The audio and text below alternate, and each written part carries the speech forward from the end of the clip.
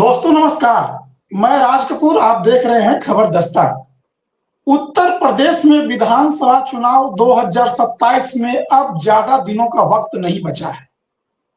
Samajwadi party जोर शोर से चुनाव की तैयारियों में जुट गई है और इसी बीच सपा प्रमुख अखिलेश यादव ने एक बड़ा फैसला लिया है। ऐसा फैसला जिससे उत्तर प्रदेश की 10% वोटर और 150 से अधिक सीटों पर उसका असर हो सकता है। दरअसल अखिलेश यादव ने समाजवादी पार्टी के महिला प्रकोष्ठ के अध्यक्ष के रूप में फूलन देवी की बहन को नियुक्त किया है। अब इस नियुक्ति के क्या मायने हैं और 2027 चुनाव में इसका क्या असर हो सकता है, इन तमाम मुद्दों पर बातचीत करने के लिए हमारे साथ मौजूद है आलोक पाठक सर, जो ये नियुक्ति हुई है फूलन देवी की बहन रुक्मिणी देवी की सपा महिला सेल के उत्तर प्रदेश अध्यक्ष के रूप में, इसके क्या दूरगामी परिणाम हो सकते हैं? देखिए, दूरगामी परिणाम क्या है कि अखिलेश यादव इस चीज को समझते हैं कि कैसे जो है दलित और पिछड़ी जातियां जिनको कि समाज में हक नहीं मिला है उनको अपने साथ जोड़ा जाए, उनको संगठन और पार्टी में पद प्रतिष्ठा दी जाए और फिर वो समाज भी उनके साथ जुड़ेगा। दरअसल पहले आरोप लगता था कि समाजवादी पार्टी सिर्फ मुस्लिम यादव की पार्टी है और थोड़ा बहुत और वोट पा जाती है, 28-29% वोट बैंक होता था। लेकिन लगातार अखिलेश यादव इस पे मेहनत करते रहे। पहला नतीजा 2022 से मिला, जब समाजवादी पार्टी गठबंधन लगभग 37% वोट तक पहुंचा और सब समाजवादी पार्टी ने पहली बार 30% तक खुद का आंकड़ा पार किया। लोकसभा चुनाव में इंडिया गठबंधन बनाया अखिलेश यादव ने, फोकस पीडीए था, कांग्रेस और समाजवादी पार्टी ने मिलकर भाजपा गठबंधन से ज्यादा वोट मिला उसको, लगभग 44% वोट मिला था इंडिया गठबंधन को। अब अखिलेश यादव इस वोट शेयर को बढ़ा के 50-55% ले जाना चाहते हैं। शुरुआत उन्होंने उसमें कर दी थी। लोकसभा चुनाव में इंडिया गठबंधन को बड़ी जीत हासिल हुई थी। इंडिया गठबंधन 43 सीटें जीतने में कामयाब रहा था,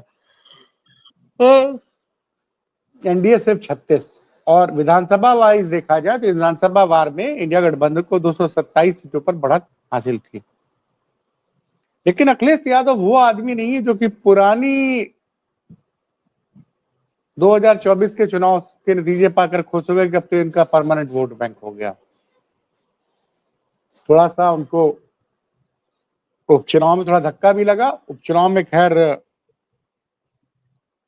प्रशासन के ऊपर गंभीर आरोप लगे थे कि उसने सत्ता पक्ष में माहौल बनाया, लेकिन हार हुई।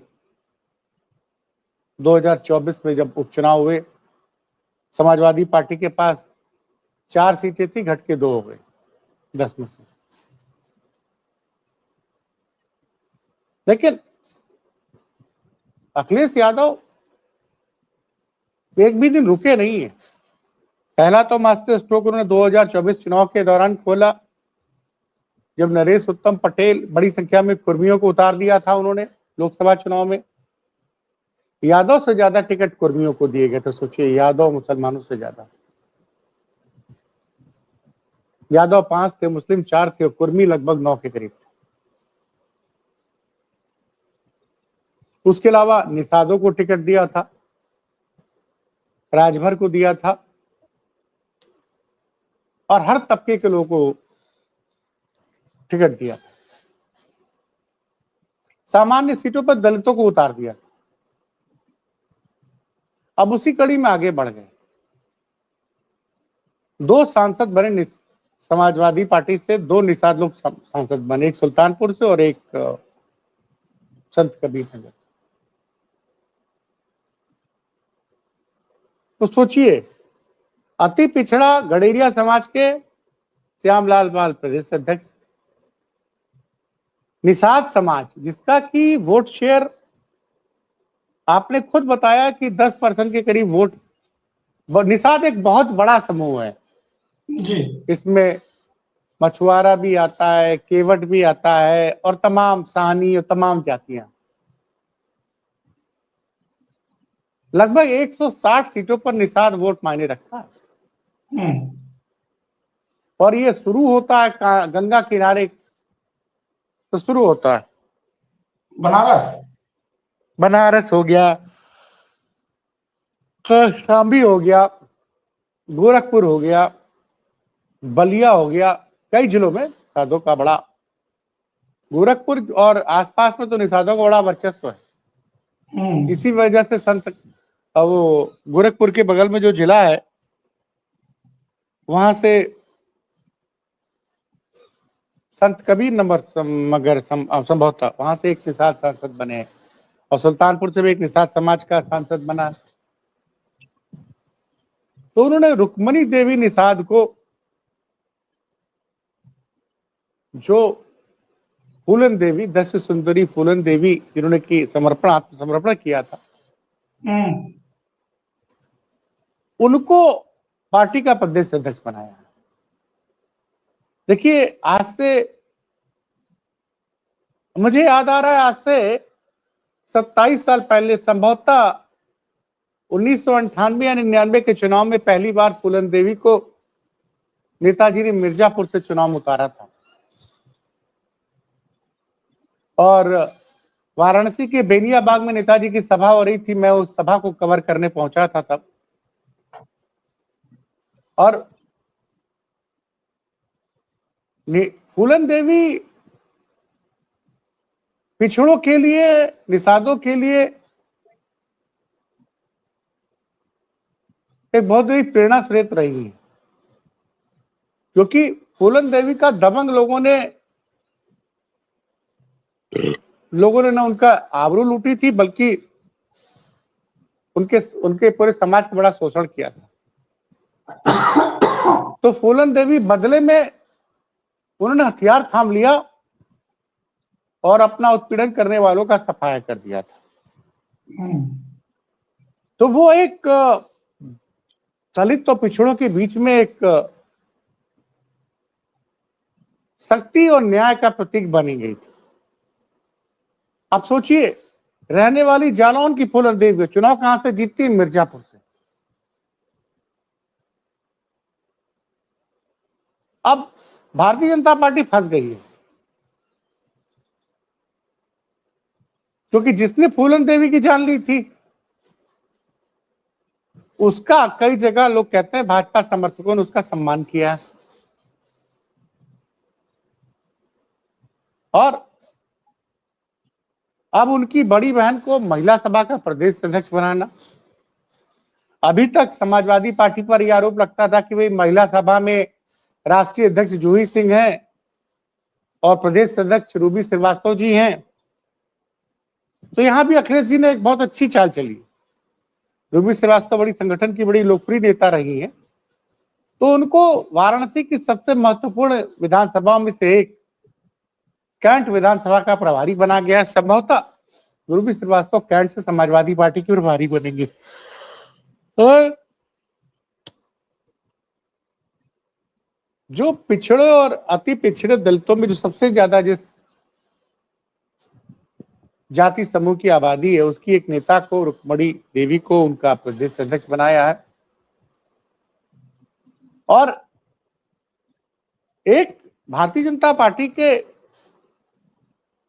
निषाद पार्टी के जो अध्यक्ष हैं, मंत्री हैं संजय निषाद, अभी 3-4 दिन पहले गोरखपुर रैली कर रहे थे। उनका एक बयान वीडियो बड़ा वायरल है। वो मन से रोने लगे कि हमारे निषाद परिवार की बहन बेटियां सुरक्षित नहीं है, हम लोग को हक नहीं दिला पा रहे हैं, हम लोग का हक नहीं मिल रहा है। लोग तो दबी जबान ये कह रहे हैं कि संजय निषाद ने अंदर ही अंदर डील कर रखी है सपा के साथ। वो चुनाव की घोषणा होने के 2-3 महीने पहले भाजपा छोड़कर सपा गठबंधन ज्वाइन कर लेंगे। देखिए, ये तो एक जो बंद कमरे में चर्चा हो रही है, मैं उसके बारे में बता रहा हूं। लेकिन एक जो आरोप लग रहा था ना समाजवादी महिला सभा के ऊपर कि यहां पे भाई पीडीओ को उतनी जगह दी नहीं गई, क्योंकि राष्ट्रीय अध्यक्ष जूही सिंह, प्रदेश अध्यक्ष विभू श्रीवास्तव जी, तब वहां पे एक अति पिछड़े समाज की महिला को जिम्मेदारी दी गई है। और फूलन देवी 2 बार सांसद रही है मिर्जापुर से, बड़ी लोकप्रिय सांसद रही हैं। तो ये जो चयन है, इसको आप अखिलेश यादव का मास्टर स्ट्रोक समझिए। दरअसल अखिलेश यादव सिर्फ पीडीए भाषण नहीं दे रहे हैं, पीडीए की जबरदस्त व्यूह रचना कर रहे हैं। अभी मैं आपको बताऊं, मिर्जापुर जिला जी, जहां भदोही जिला, बनारस, जहां पे निषाद ज्यादा मजबूत है, बगल में कौशाम्बी है, इलाहाबाद है, कानपुर है, फतेहपुर है, इन सब जगहों पे प्रतापगढ़ है, सुल्तानपुर है, मतलब आपको अयोध्या, बस्ती, संत कबीर नगर, ये सब निषादों का बेल्ट। और जब पीडीए समाज की महिलाएं आपके साथ जुड़ जाएंगी, और अखिलेश यादव ने वायदा भी कर रखा है कि हम हर महिला को 40,000 रुपया देंगे साल का।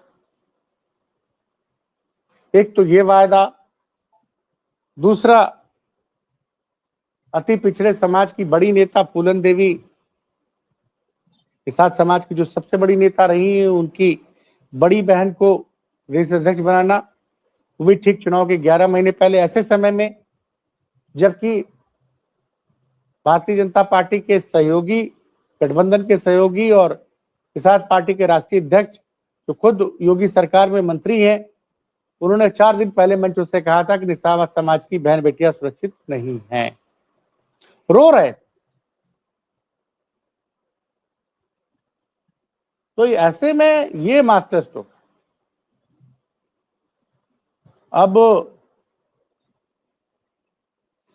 दूसरी तरफ कुछ खबरें और भी थी।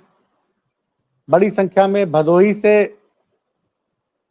बड़ी संख्या से ब्राह्मणों ने भारतीय जनता पार्टी छोड़ के और बाकी पार्टी छोड़ के समाजवादी पार्टी ज्वाइन किया।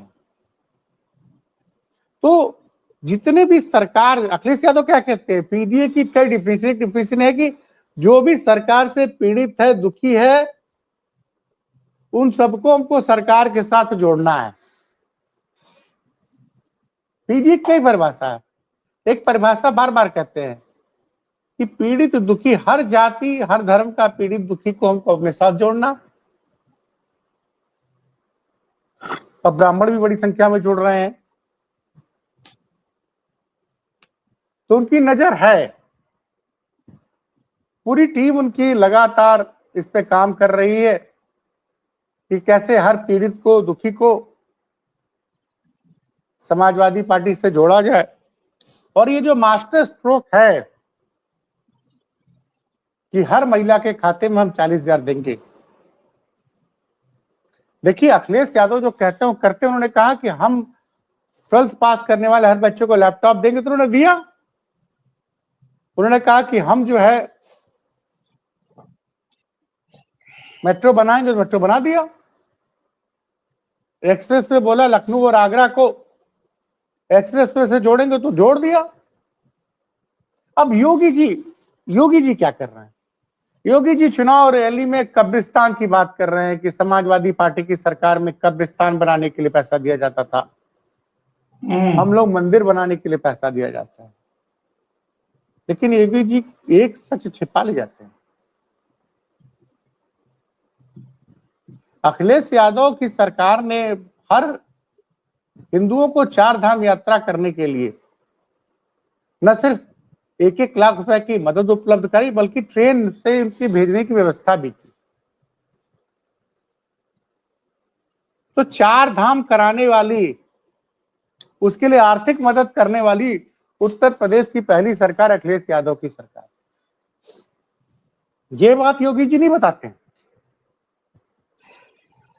ये बात योगी जी नहीं बताते हैं।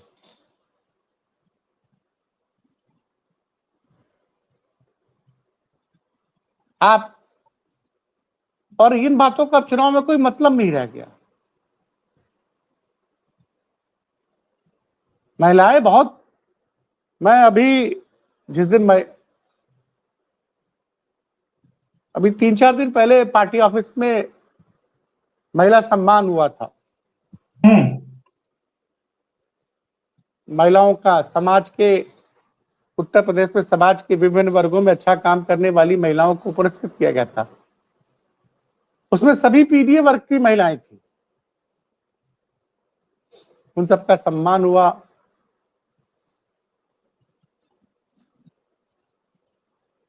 और महिलाओं में वहां कई महिला कार्यकर्ता आई थी, महिलाएं भी आई थी, मैंने उनसे बात की। सब वो 40,000 को लेके बड़ी एक्साइटेड है। अच्छा, कि मार्च में अखिलेश यादव का कहना है कि सरकार बनते ही हम 3 महीने के अंदर सभी महिलाओं के खाते में 40,000 रुपए ट्रांसफर कर देंगे। इकट्ठे 40,000 रुपए बहुत बड़ी रकम होती है भाई साहब। तो पहले तो इस तरह की क्रांतिकारी घोषणा करना, उसके बाद अति पिछड़े समाज की एक महिला को महिला सभा का प्रदेश अध्यक्ष बनाना, तो उनका फोकस क्लियर है। नहीं, एक तो बताइए सर कि ये जो 40,000 वाली घोषणा है, और आप बता रहे हैं कि निषादों को साधने के लिए फूलन देवी की बहन को प्रदेश अध्यक्ष बनाना, महिला की, सपा महिला की, और अभी हाल में मंच से अखिलेश यादव ने कहा कि पूजा पाल को गुमराह करके भारतीय जनता पार्टी अपने साथ ले गई है, असल में पालों का सबसे बड़ा नेता तो हमारे प्रदेश अध्यक्ष है। तो ये जो बयान अखिलेश यादव दे रहे हैं, या अखिलेश यादव जो चर्चा कर रहे हैं, आप तो सर हमेशा घूमते हैं, लोगों से बातचीत करते हैं, पार्क में भी लोगों से मिलते हैं, सड़क पर ही बातचीत करते हैं, कहीं रेस्टोरेंट ढाबा में जाते हैं वहां भी खाते हैं तो आप बातचीत करते हैं। तो ये जो महिलाओं वाली बात है, क्या ये इसकी चर्चा पब्लिक के बीच में है कि ये चर्चा केवल उनके प्रेस कॉन्फ्रेंस तक ही सीमित है? नहीं, पब्लिक के बीच में चर्चा है। देखिए, अब आज की डेट में बड़ी संख्या में हर बूथ पर 20 यूथ का मतलब पुरुष ही नहीं, महिला कार्यकर्ता भी हैं।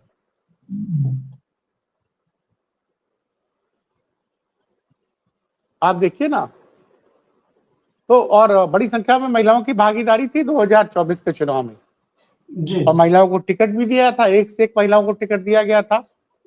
इकरा हसन, रागिनी सोनकर, माफ कीजिएगा, प्रिया सरोज,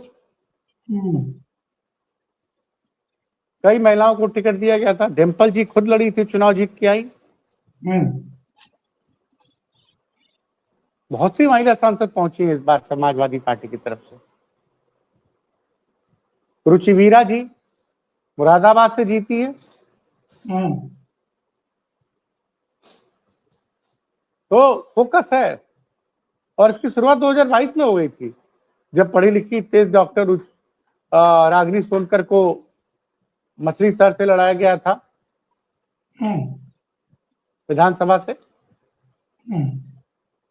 तो आप ये कहना चाह रहे हैं कि जिस फॉर्मूले से अखिलेश यादव, माफ करिएगा, नीतीश कुमार बिहार में पिछले 20 सालों से मुख्यमंत्री बने हुए हैं, क्योंकि महिलाओं का जबरदस्त समर्थन नीतीश कुमार को प्राप्त है, तो लोकसभा में जो महिलाओं का समर्थन मिला उनको वोट बैंक के रूप में, और जो महिलाएं संसद में उन्होंने भेजा, वही वोट बैंक अब उत्तर प्रदेश विधानसभा के चुनाव में अखिलेश यादव और पुख्ता और मजबूत करके अपने कुनबे को, या ये कहिए कि अपने वोट प्रतिशत को बढ़ाने की जुगत में लग गए हैं, आप ये कहना चाह रहे हैं?